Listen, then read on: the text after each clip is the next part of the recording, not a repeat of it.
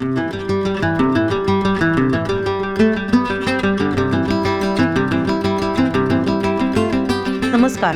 आज 25 फेब्रुवारी.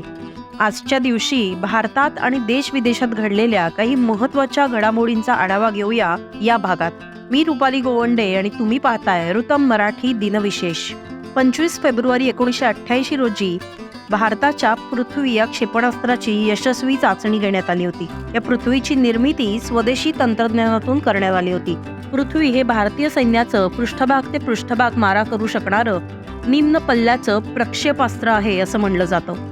या प्रक्षेपणात माजी राष्ट्रपती आणि क्षेपणास्त्र शास्त्रज्ञ APJ अब्दुल कलाम यांचं सर्वात मोठं योगदान होतं. किंबहुना यामागची संकल्पना त्यांचीच होती.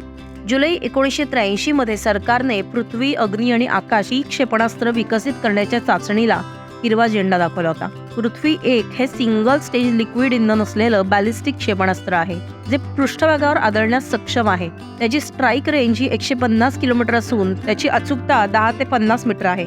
हे ट्रान्सपोर्टर इरेक्टर लॉन्चरवरून लॉन्च केलं जाऊ शकतं.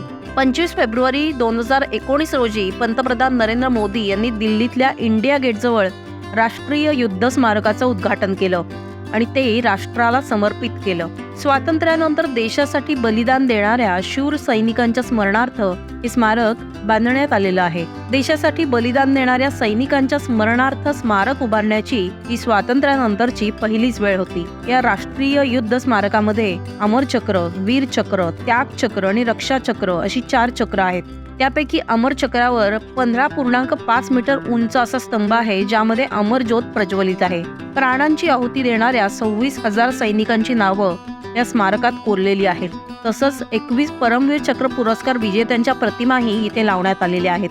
तर हे होते आजचे दिनविशेष. तुम्हाला हा आमचा दिनविशेष स्पेशल भाग कसा वाटला हे आम्हाला नक्की कमेंटमध्ये कळवा. धन्यवाद.